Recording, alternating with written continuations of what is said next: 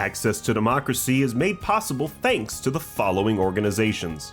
Sheridan & Dulas, PA, a family and criminal defense law firm that has been serving clients in Dakota County and throughout Minnesota for over 40 years. Ranked a Tier 1 Best Law Firm by U.S. News and World Report every year since 2009. Sheridan & Dulas are here to help you in your most difficult life circumstances. Established in 2007, 45th Parallel Distillery was among the first 50 microdistilleries in the United States. Based in New Richmond, Wisconsin, all aspects of production occur at their facility. If you're interested in learning more about the 45th Parallel Distillery, please check their website and plan a visit to tour their facility and taste their spirits. Truestone Financial, with locations in Minnesota and Wisconsin, has proudly served its members since 1939. Truestone engages, educates, and supports its members to ensure they have the tools to empower their financial well-being. Truestone Financial, your neighborhood credit union. Learn more at truestone.org.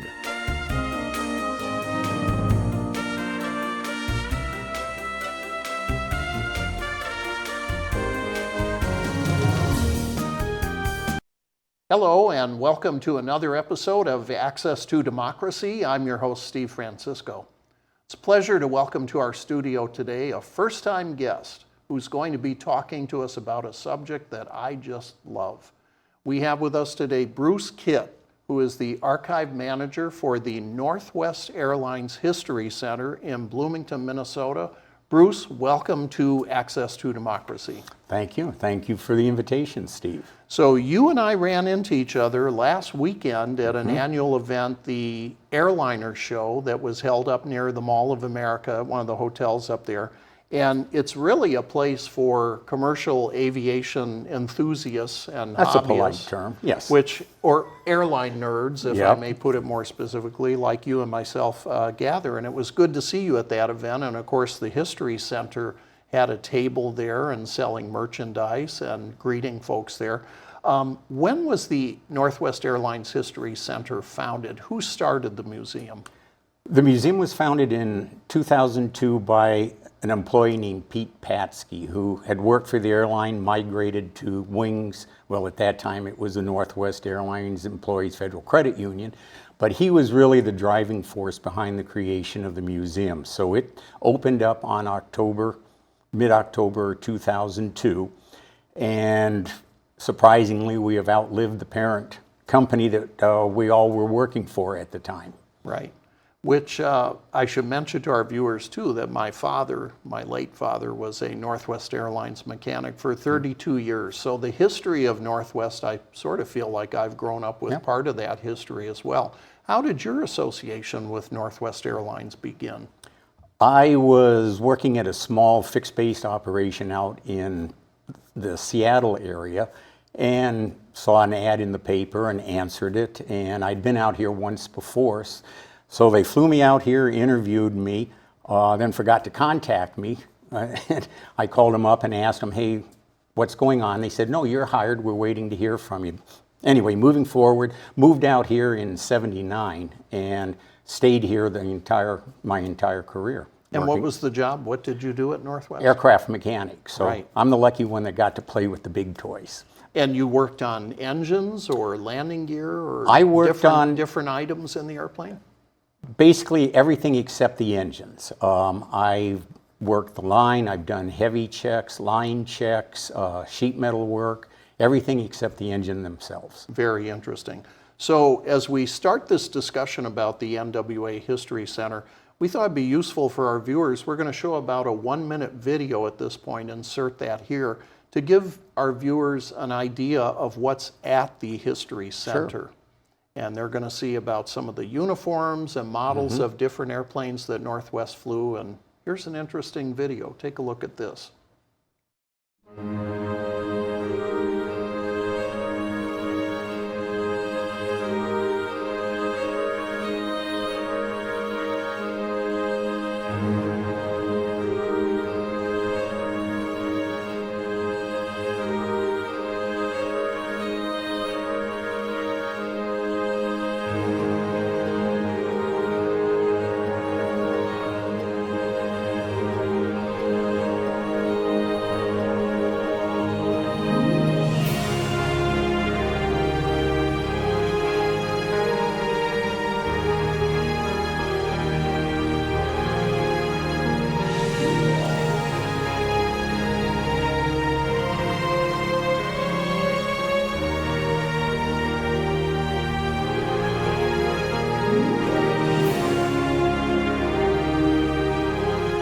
So I'm sure you found that video very interesting. And continuing on, the History Center tells the story of Northwest Airlines, but it's not just Northwest, is it, Bruce? There's more to Northwest than just Northwest. There is. Northwest Airlines is the last name that all of its legacy airline employees had. So there are 13 airlines that became part of Northwest's history when Northwest bought Republic in 1986.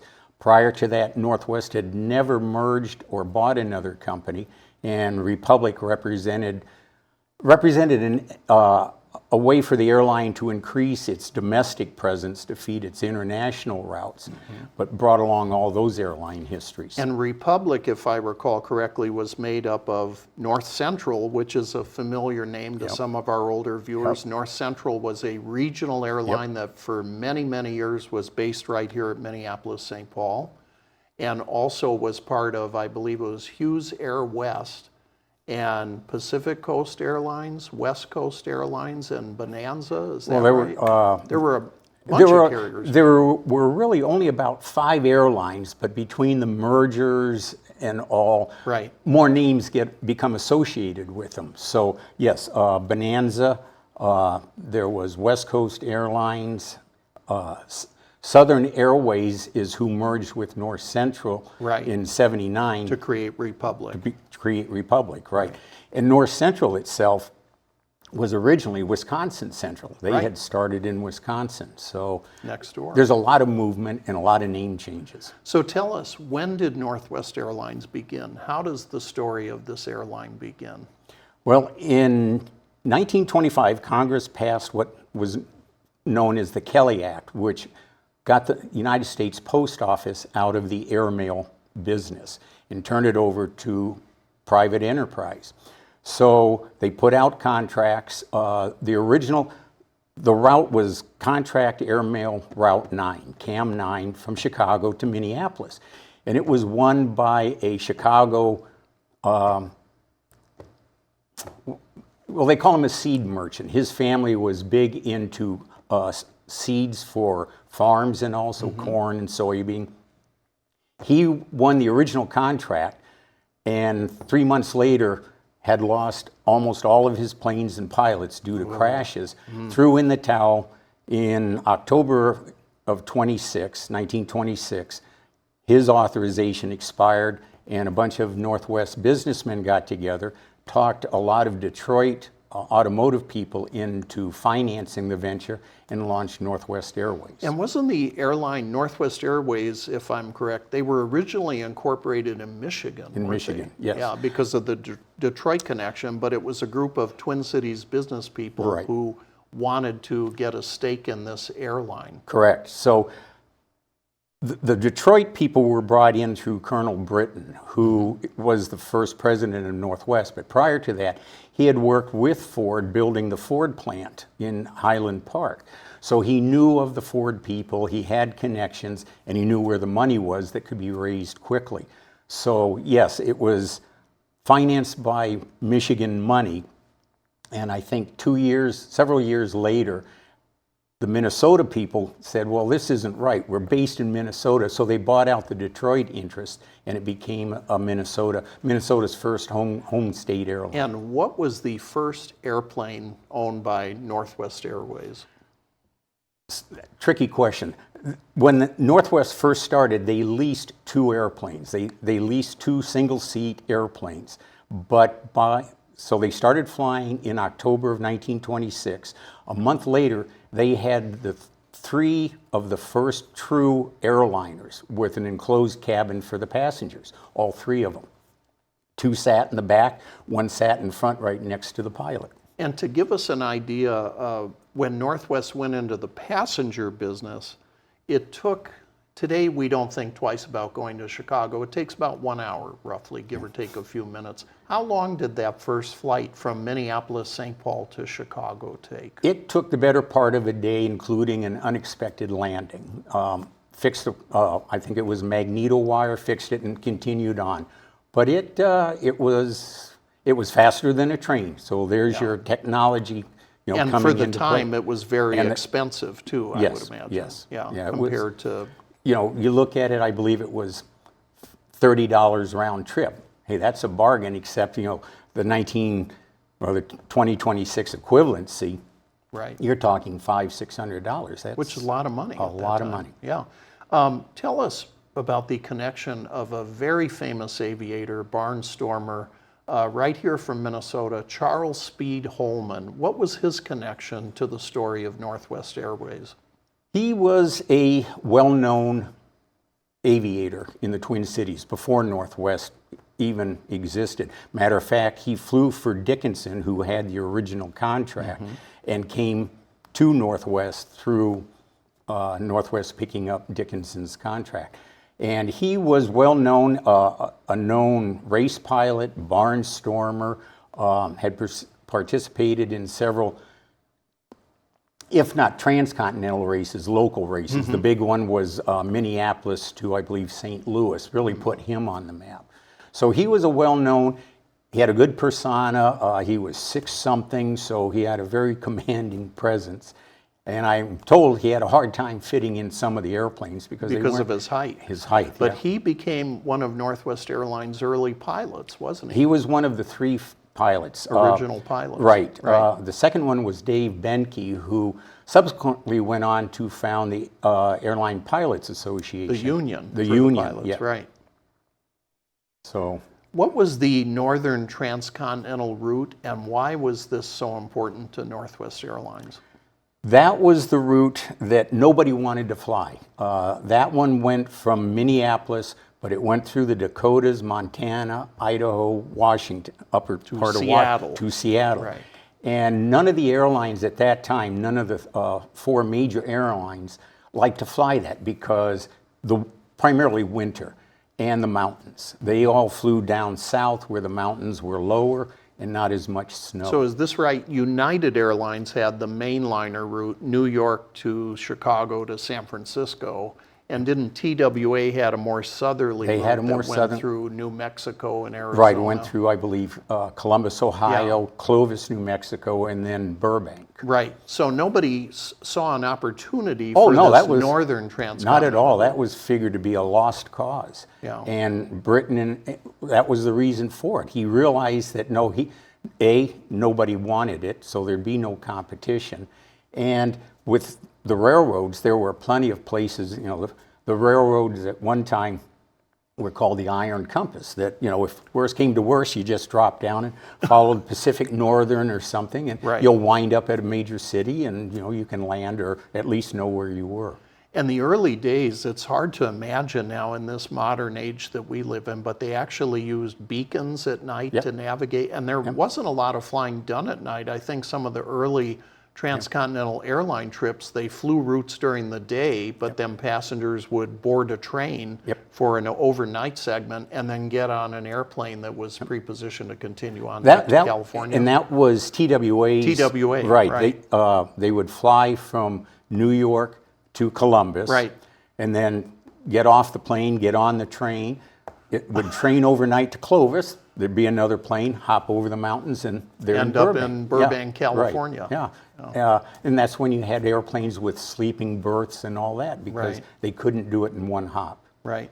Northwest Airlines was always recognized as a leader in technological advancements in commercial aviation. Tell us about a few of those, particularly what was Northwest's role in the development of the in-flight oxygen mask? Northwest partnered with the Mayo Clinic on that, and I can't remember the doctor's name, who had been working on it with the military, but they wanted to see if there was a commercial application. And he did design a passenger oxygen mask, which, again, we're looking back at what was then, it looks cute, but it was cutting edge technology. Right. And it fit over the nose, had an opening around the mouth so you could eat, drink, or whatever, and had a little inflatable mask that you could tell. And there were oxygen bottles stored on the plane. It was actually used, it went back more to the military because they flew at higher altitudes, but that subsequently became the oxygen mask that we're familiar, especially from World War II. That all and of then the airlines started using. Right. And still use, but now as personal protective equipment. And really important to recognize too that those early oxygen masks, well, you sort of alluded to your comment on the military flying at higher altitudes, but didn't the development of the oxygen masks occur around the same time that we start seeing new airplanes coming from Boeing and the Douglas Aircraft Company in Santa Monica that were developing aircraft that could fly at higher altitudes, such as the DC-3 and then later advanced propeller airplanes? Well, the DC-3 never was a pressurized airplane. It had to be built. Flew lower, okay. Right, where you didn't have to pressurize the plane. And pressurizing it stretches the fuselage, so it has to be built stronger. But for military use, they didn't pressurize the plane. They just gave you an oxygen mask, and they developed electrical plug-in flight suits. And that was your creature comfort at 30,000 feet. Which very cold up at that Very altitude, cold and not isn't it? much for comfort. And Northwest Airlines played a very important role in World War II, during the U.S. involvement in World War II. Bruce, tell us a little bit about what Northwest did during World War II. Well, all of the airlines participated, first off. And what the military did is they worked with the airlines. They divided the world into geographic areas of responsibility. Because of Northwest's experience in cold weather flight and operations, we lucked out and we got Canada and the Alaskan Territory all the way out to the end of the Aleutian Island. So during World War II, Northwest operated an airline that was based in Edmonton and would fly up through Yukon, the Alaska Territories, all the way out to Attu Island and back. Which is at the western end of the Aleutian Islands. You can see Russia from there, yes, Wow. literally. And so that was one of their operations. But the other one that people probably see but aren't aware of is at Holman Field. There are two large domed hangars. And during World War II, the military built those specifically for Northwest to modify B-24 bombers predominantly. And after the war, they became White Elephants and then were repurposed for the airline. My grandfather actually worked on those bomber modifications during World War II. Very interesting. Well, post-World War II, we see the advancements in aircraft technology, more pressurized airplanes, advanced four-engine prop planes. We're talking about airplanes like the Lockheed Constellation that Northwest put into service on its routes to Asia and some domestic routes. And also an airplane, an interesting airplane that had a military history, I think, was the Boeing Stratocruiser, the Boeing 377. Say a word about that airplane. Well, it was a civilian version of the B-29, but highly modified. I mean, the wings, the engines, the tail, they pretty close to what a B-29 had, but they cut the fuselage in half, and then in its distinctive figure 8 is the passenger deck in the cockpit is pressurized and larger than the cargo compartment down below. And that really allowed Northwest and the other airlines that flew it to start getting an economy of scale in the planes. The DC-3s, that could only accommodate 21 people. The DC-4s, I think, were up to 54. This jumped you up to 83, 84 passengers. So, and it was two levels, wasn't it? Two levels, A double-decker, yes. which people may think, well, the 747 was the first double-decker. Actually, it wasn't, was it? No, it was not. There was a lower lounge area. Right. And Northwest called it the Fujiyama room. So it had an oriental motif. And once the plane took off and reached altitude, passengers could go down, and all 7 of them could sit there if they wanted. That's how small it was. So because of Northwest's unique history in developing these routes through Canada and Alaska and ultimately to Japan after World War II, Northwest was awarded authority to go to Tokyo and to Seoul, Korea, and other places throughout Asia. Shanghai, China, before the revolution. During the revolution, and during the Korean War, Northwest Airlines ferried troops and personnel over to Korea too. Right. Northwest has had a strong relationship with the government for civilian Air Force Reserve fleet. And so they've ferried troops, equipment for World War II, Korea, Vietnam, and the Gulf Wars. Right. Bruce, tell us about the significance of what was called the Great Circle route from the United States to Asia.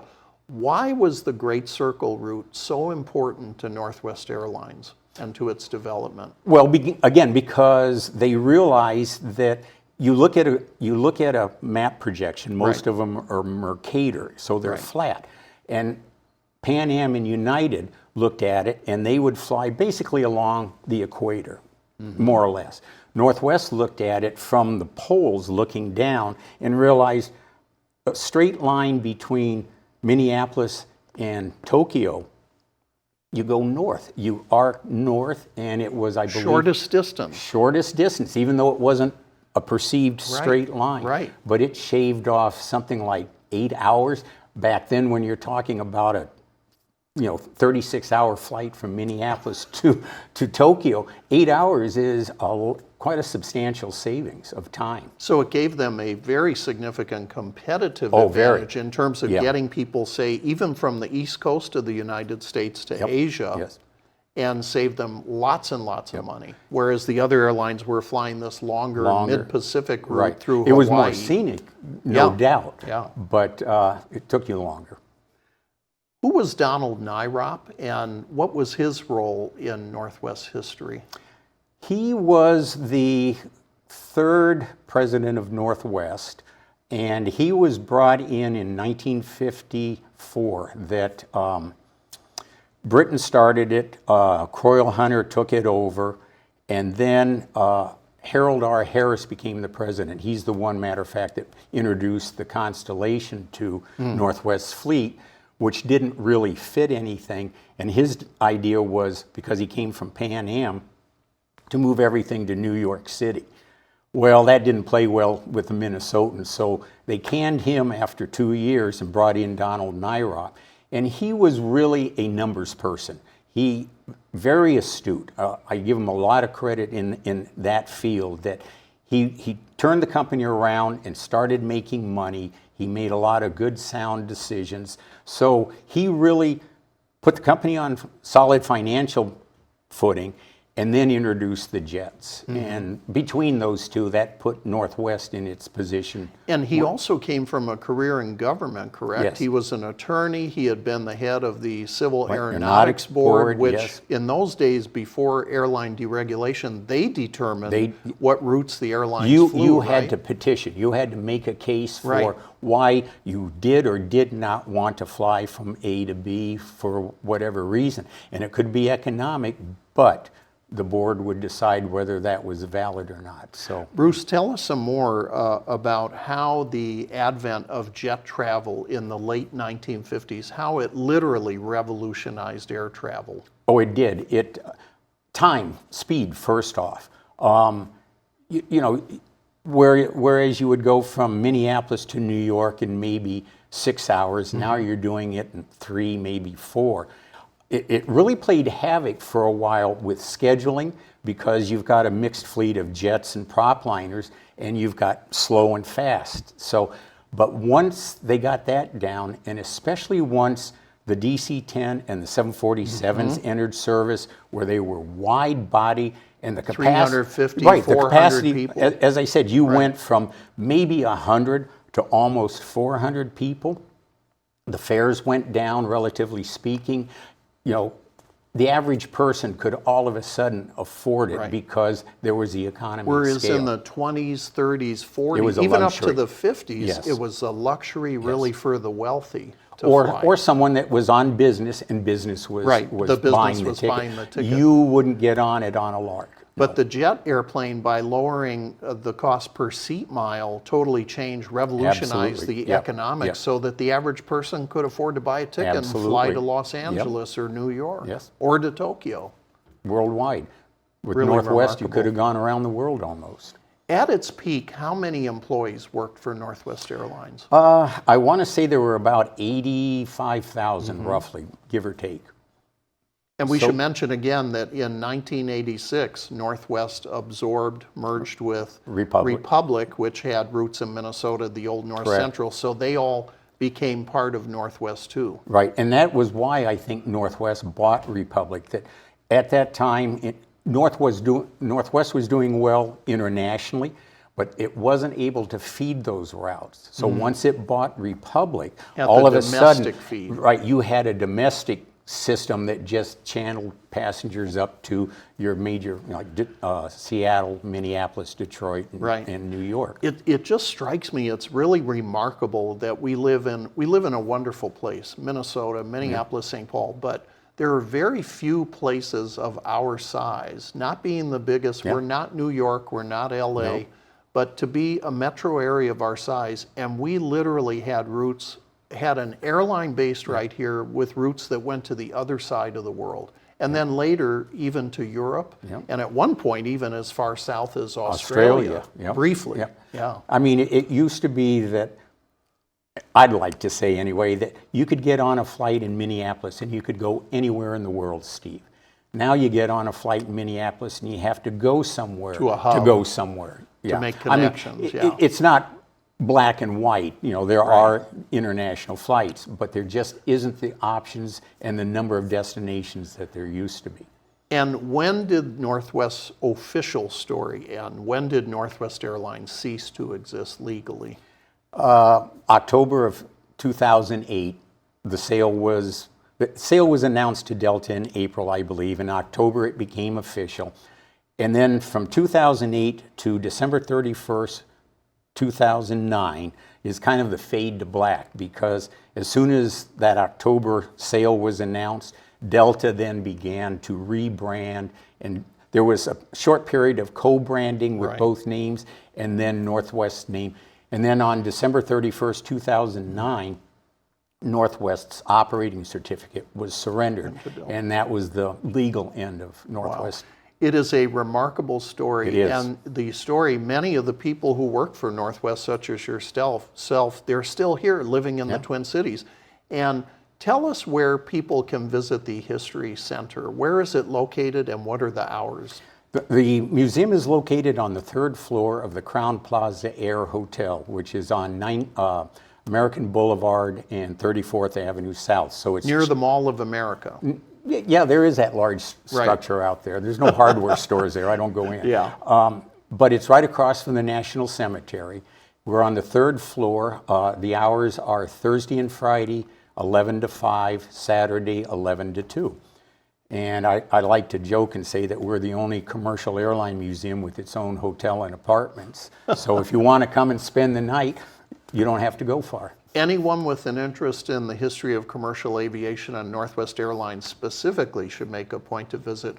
Bruce Kitt from the Northwest Airlines History Center, thank you for joining us on Access to Democracy, and come back and see us again. And thanks for the invitation, Thank Steve. you. And to our viewers, you can find more Access to Democracy on our website, accesstodemocracy.com.